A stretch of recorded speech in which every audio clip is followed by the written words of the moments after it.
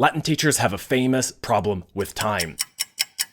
And usually when we talk about the time problem, we're talking about learners not having enough time over the course of their learning career to learn all the stuff that we think it would be great for them to learn. But there's another time problem as well, which is the day-to-day issue of how long it takes to plan good lessons, execute them, and follow up on them. And it doesn't just take time, it takes a lot of brain power as well. And we tend to have so many tabs open, sometimes literally in our browser, sometimes metaphorically in our heads, with all the things that we're trying to figure out and make happen for all the different classes that we teach. So here I want to help us close some of those tabs, not have our brains pulled in as many directions, and free up a lot of the time that we spend planning lessons. And the solution is something I call multi-level lesson planning.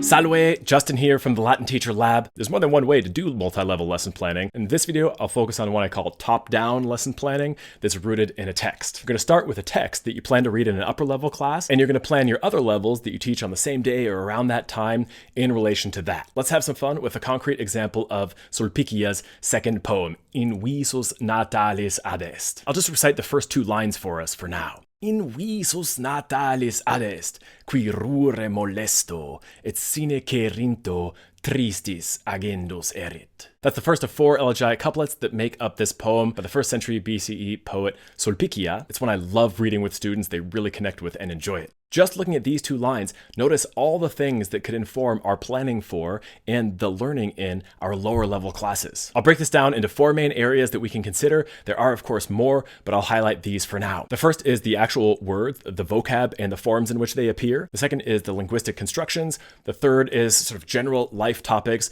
And the fourth is culture-specific topics. So in these categories, there are so many things in these first 2 lines that we could carry into our planning and instruction in the lower levels. So words and their forms, qui, sine, erit, constructions that could appear, that relative clause, qui agendus erit, that construction with the gerundive, agendus erit, will need to be spent, will need to be celebrated. The locative, rure molesto, and more. General life issues, we have birthdays and where you spend them, who you get to spend them with, how you feel on your birthday. Those are all things that learners of almost any age at any level could be interested in and could talk about. And culture-specific issues that don't come out as much in these first 2 lines, but certainly throughout the poem you have things like how a Roman birthday might be spent and how they might vary based on whose birthday it is and their age, their gender, their social class. So how does the process of this top-down multi-level lesson planning work? Well, you identify some words, some constructions, some life issues that are in the text that could also be the basis of a lesson in a lower level class without necessarily even making reference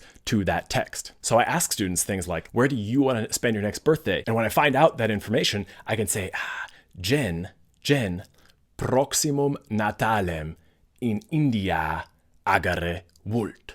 So it's using the language from the poem Natalem, agere, Natalem, short for diem Natalem, birthday, agere, to kind of do it, to spend it, proximum Natalem in India agere vult. And you can use all the techniques from those other videos about teaching Latin as sentences and doing simple Latin Q&A to build on that discussion so that students get a ton of meaningful, interesting, in-context exposure to the language. Just a couple more examples from the same poem. The very next sentence, dulcius urbe quid est, what is sweeter than the city, brings up both the construction of this comparative with the ablative of comparison, but also issues like, do you prefer the countryside or the city life? Which you can ask in Latin, urbem anarus mavis, or using some of the same language as the poem a couple lines farther down where you have this mei studiose, this idea of being like really into, almost solicitous about a certain thing. You could ask, esne studiosior urbis an ruris. That way you're bringing up the conceptual issue of city versus countryside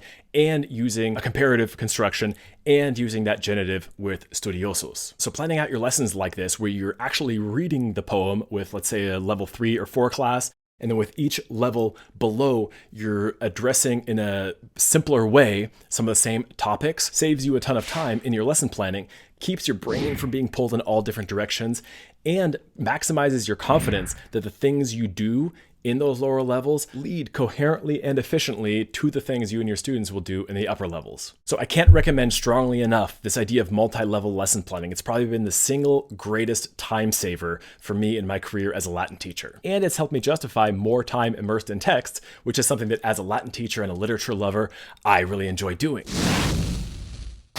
If you want me to make more videos like this and more people to see them, go ahead and the like button. And if you want even more concrete ideas for using simple scripted Latin Q&A as a way to help students really get the hang of the language, check out this video next. As always, I wish you and your students joy and success. Vale!